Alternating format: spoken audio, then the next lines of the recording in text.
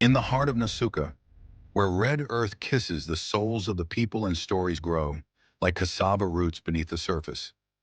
A young woman named Sandra lived with a wound deeper than anyone could see, a wound she nursed day and night, because it was carved by the woman who gave her life. They called her mother Mama Ifeoma, respected, dignified, but to Sandra she was something else entirely, a stranger in mother's skin. You see, Sandra had sworn an oath to her soul. I will never forgive that woman. Never. Even if the sky falls. Even if the earth cracks open and swallows me whole. And she meant it. Sandra grew up in a house where silence was louder than any scream, where her mother's love felt like a locked door, always just out of reach. She watched other girls get kissed on the forehead, tucked in at night, held when the world was too much. But her, she got discipline. She got judgment. She got eyes that always looked disappointed. Her father? Gone when she was only 5. Car accident, they said. But her mother never spoke of him, never cried, never kept his picture in the house. So Sandra grew up angry, confused, and aching for something she couldn't even name. At 18, she left Nsukka for Lagos, told herself, I'm done, I owe her nothing. She carved a life with her own hands, graduated top of her class, became a respected architect, drove a car her mother would never ride in. And still, every time her mother's name came up, her chest burned. She ignored calls, missed funerals, didn't even attend her cousin's wedding because she heard Mama Ifeoma would be there. Until one phone call changed everything. Sandra, Mama Ifeoma is dead. Just like that. No goodbyes, no explanations. Just a cold call from her mother's neighbor. At first she felt nothing. Then she felt relief. Then guilt. Then more anger for feeling guilty. But custom is custom. She boarded a night bus back to Nsukka for the burial. The village had changed. The compound was quieter, weeds in the corners, the air heavy with dust and memories. Inside the house, it was like stepping into time's mouth. Everything was just how she left it, as if her mother had been waiting. After the burial, she stayed one more night to pack, to sell the house, to erase her mother's existence once and for all. But as she sorted through her mother's old bedroom, something called out to her.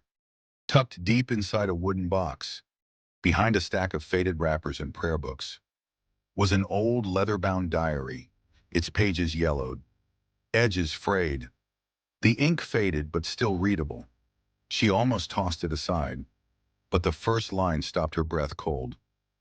If you are reading this, Sandra, I failed you, and for that, I carry the weight to my grave. Her mother had written to her.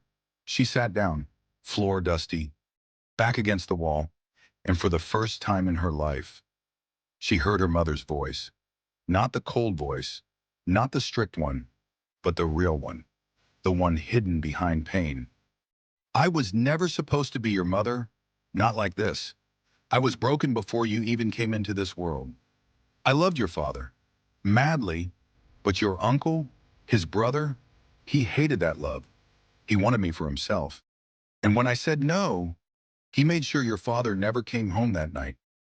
Sandra's hands shook. I watched the family bury the truth. I screamed, but no one listened. So I turned my pain inward. And you got the shards of that broken heart.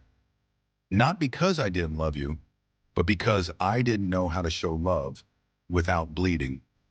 She read until the candle melted to its base. The diary spoke of sacrifices. Selling her jewelry to pay Sandra's school fees. Going without food some nights to keep the generator running during exam periods. Working late shifts cleaning the community health center so Sandra could have light to study. All of it hidden, all of it silent. And on the last page, I prayed you'd find this one day, and I hope, wherever I am now, that your heart is lighter, that you forgive me, that you see me now, not as your enemy, but as a wounded woman who tried. Sandra didn't sleep that night. Tears dried on her cheeks like forgotten rain. The next morning, she stood at her mother's grave, not with flowers, but with the diary in hand. And with a voice shaky but strong, she whispered, "Mama, I forgive you, and I'm sorry for never asking why you hurt."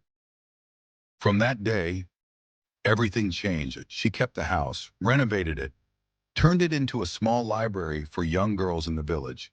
Her mother's name carved above the doorway, and every year, on her mother's birthday, she would read a page from the diary aloud to those girls.